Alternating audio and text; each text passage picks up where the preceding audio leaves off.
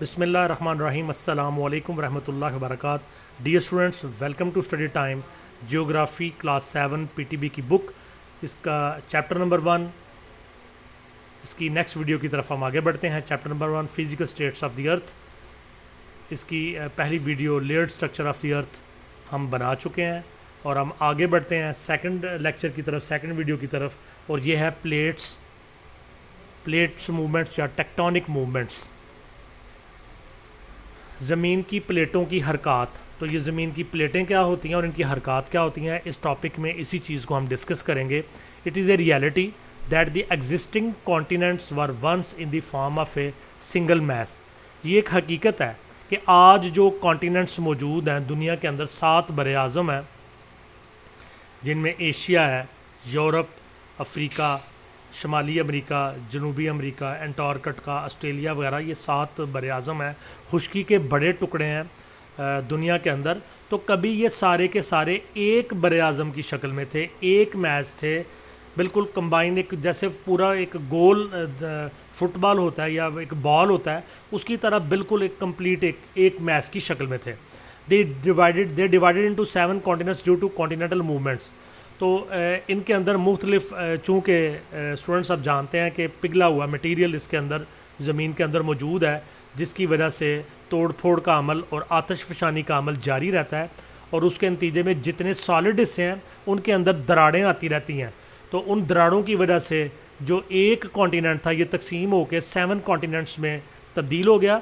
तो दे divided into 7 continents. ये जो एक कॉन्टिनेंट था, एक ज़मीन का टुकड़ा था गोलाई में, ये टूट कर 7 टुकड़ों में बट गया due to the continental movements, continental हरकत की वजह से। मिलियंस ऑफ ईयर्स अगो, करोड़ों साल पहले, all continents were attached with one another. सारे के सारे जो कॉन्टिनेंट्स थे, बरे आज़म थे, आपस में जुड़े हुए थे।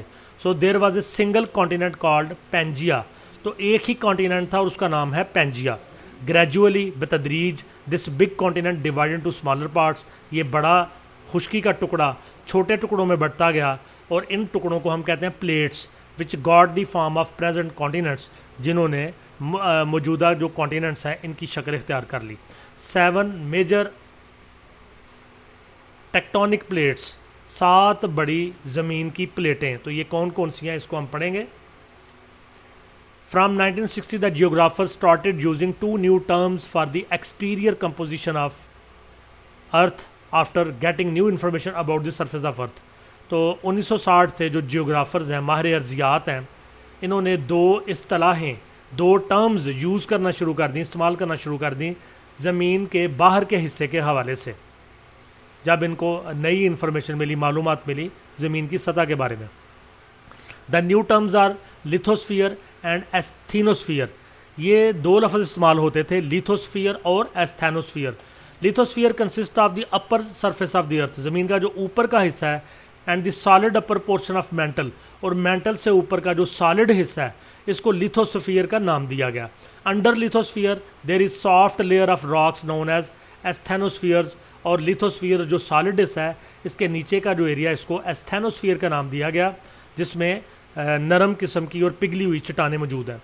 Lithosphere is divided into 7 moving parts called as plates, और लिथोस्फीयर को 7 हिस्सों में तकसीम किया गया, जो कि मूविंग पार्ट्स हैं, मूव करते रहते हैं, और ये प्लेटें हैं ज़मीन के अंदर।